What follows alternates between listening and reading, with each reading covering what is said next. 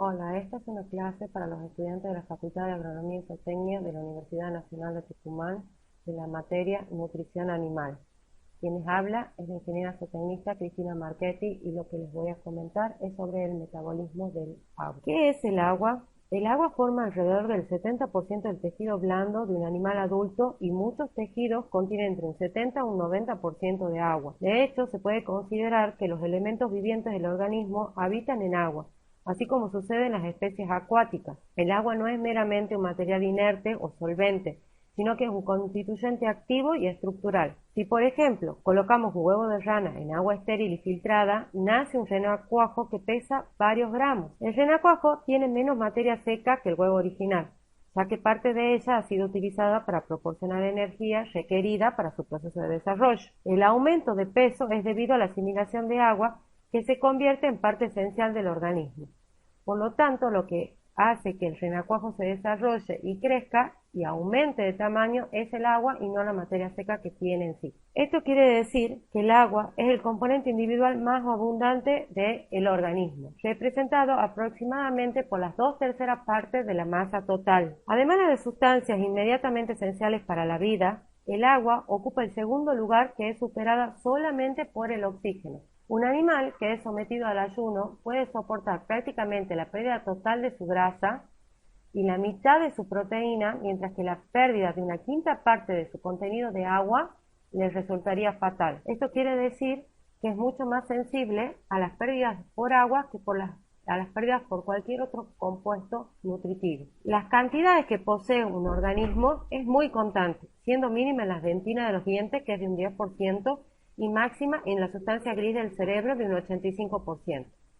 Cuanto más joven y activo es el protoplasma, o sea, la parte interna de la célula, mayor es la cantidad de agua que va a contener. Ningún compuesto químico desempeña tantas funciones diferentes y vitales como el agua, y esto se debe a su gran poder solvente, a que es químicamente una sustancia neutra, y al hecho de que la ionización de la mayoría de los materiales se realiza con mayor libertad en el agua que en cualquier otro medio. Por lo tanto, cumple una función de solvente. El agua en el organismo animal no se encuentra en forma pura, sino que siempre contiene sustancias disueltas, por lo que el agua sirve de medio de solución de partículas inorgánicas y de coloides.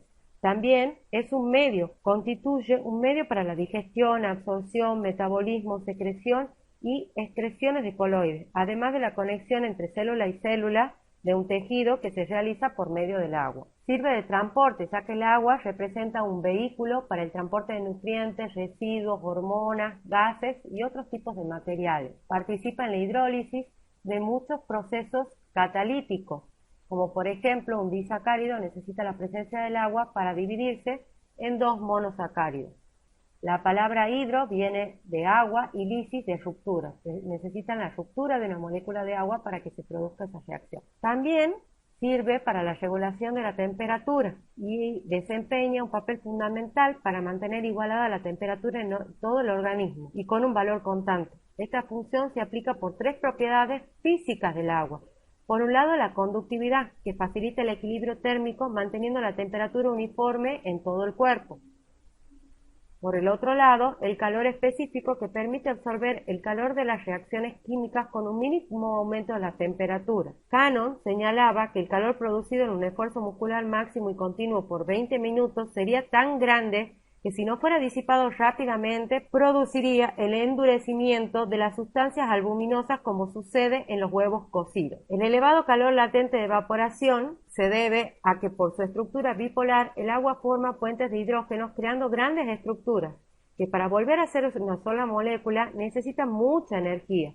Por eso, con evaporar pequeñas cantidades se pierde mucho calor. Eso quiere decir que al pasar el agua de un estado líquido al estado de vapor a una temperatura ambiente necesita una gran cantidad de energía.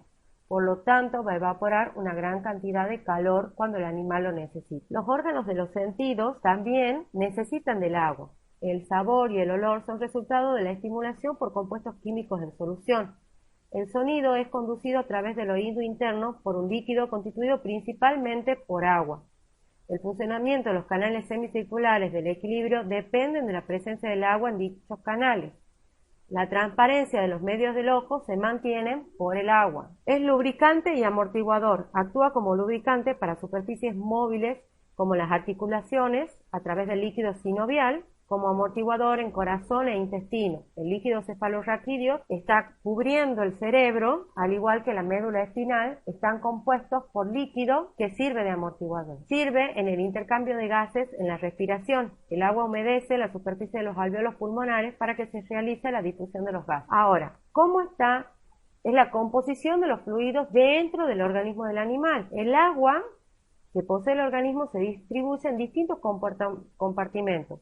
Las dos divisiones principales son el fluido intracelular, que es en el interior de la célula, y el extracelular, que es en el exterior de la célula. El fluido extracelular, a su vez, se divide en líquido intersticial, que ocupa el espacio entre las células, el plasma sanguíneo, que se encuentra confinado al sistema vascular, y otros fluidos como la sinovia, el líquido pleural, el pericardial, el peritoneal, el cefalorraquídeo y el humor acuoso. El agua se pierde en forma constante en el organismo por medio del aire que se respira, la evaporación de la piel y periódicamente en las heces y la orina.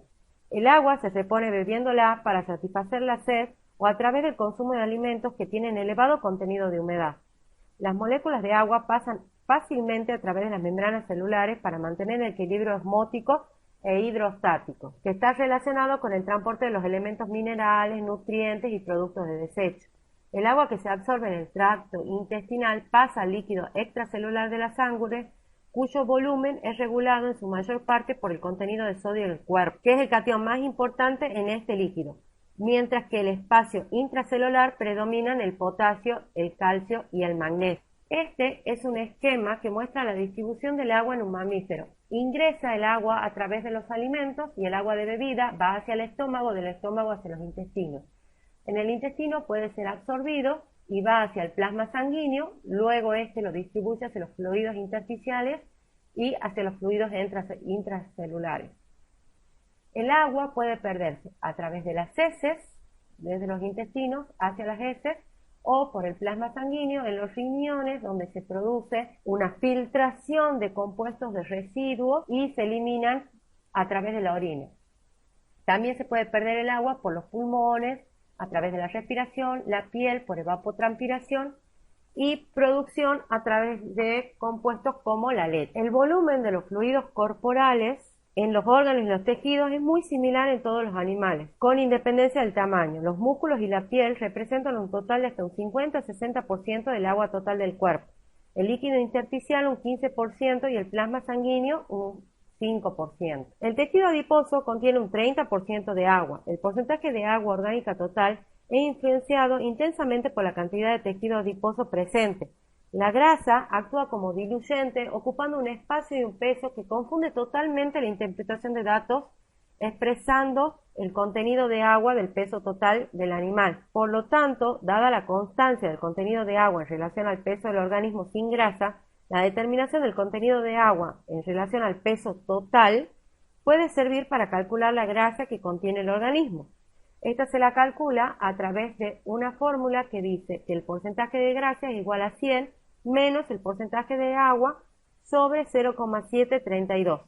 Para calcular el contenido orgánico de agua total del cuerpo en los animales vivos, lo que se hace es inyectar en la corriente sanguínea una cantidad determinada de una sustancia soluble en agua, por ejemplo, antipirina, y se determina la concentración tras dejar transcurrir un intervalo de tiempo para que se establezca el equilibrio. Los efectos causados por la privación del agua se presentan en diferentes a medida que el animal va perdiendo cierto porcentaje de agua en su contenido total. Cuando pierde entre un 4 o un 5%, lo que se observa es un malestar y una anorexia típico de los tiempos cuando las temperaturas son muy altas, el animalito no quiere comer.